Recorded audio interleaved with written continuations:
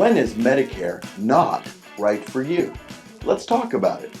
If you are covered under employee group health insurance and there's at least 20 employees and that insurance is considered creditable coverage, you don't need to get your Medicare, not your A, not your B, or your D.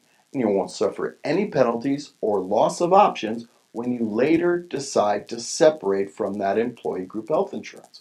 Now, you may later decide that Medicare might be right for you, and that's okay too, because you'll have a special election to start your Medicare anytime you wish after you turn 65 if you are covered by employee group health insurance. Now, there's only 5 options when it comes to Medicare. The first option is, well, just remain on your employee group health insurance and don't get your Medicare.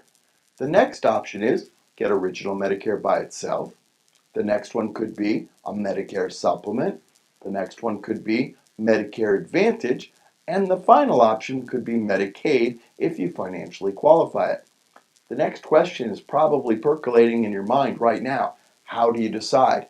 Well, we came up with an easy tool. We call it the Stay or Go analysis. It's pretty simple. Let's talk about what you need to do. Just take a piece of paper out, and we need to get 3 bits of information to help you figure out if it makes sense to stay or go. The first is, what is the maximum out-of-pocket you could possibly spend in a calendar year? Maximum out-of-pocket. The next thing that would be important would be, what is the deductible on your plan? And then, finally, what are you paying on a monthly basis for that particular program? That would be column number 1 for your employee or retiree group health insurance. Column number 2 is pretty straightforward. Medicare plus a Medigap plan plus a prescription drug plan. We can easily help you with getting those numbers. Just give us a call.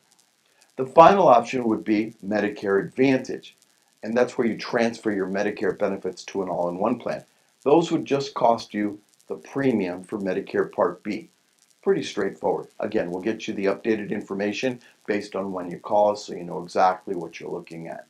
So in column number 1, you have your employee or retiree group. Column number 2, Medicare supplement. Column number 3, what we need to do is figure out if you should stay or go.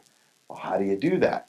Well, we look at what you're paying on a monthly basis, multiply that by 12. Then we look at the worst case scenario, your max out of pocket. We add those 2 numbers together, your premium for the year plus your maximum out of pocket for the year for each of the 3 columns. That'll give us the worst case scenario. And then our mathematical equations will figure out what you're likely to spend in a calendar year, and you'll know pretty straightforward if you don't use any care at all and you just pay for your premiums. That's the Stay or Go analysis tool in a nutshell. It's real easy for us to do that for you. Just got to give us a call.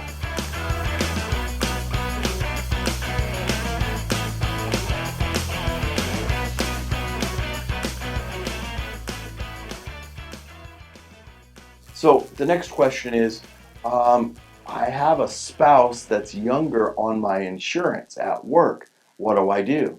In most cases, it would make sense for you to stay on that employee group, not get your Medicare, and wait until that spouse became Medicare eligible, and then we'd go through the math all over again. The next question could be, hey, I take some really expensive prescriptions, and they're covered very well with my employer group, and I also get a manufacturer's coupon that I hear won't be available once I'm on Medicare. Well, that could be another reason why the math would suggest you stay on that employee group health insurance. Again, it's just math. It makes sense to have a certified Medicare planner take a look at your numbers and give you the options and the professional experience to make sure that you make your own decision using good information. I think that's just about it. So I hope you enjoyed this little tidbit.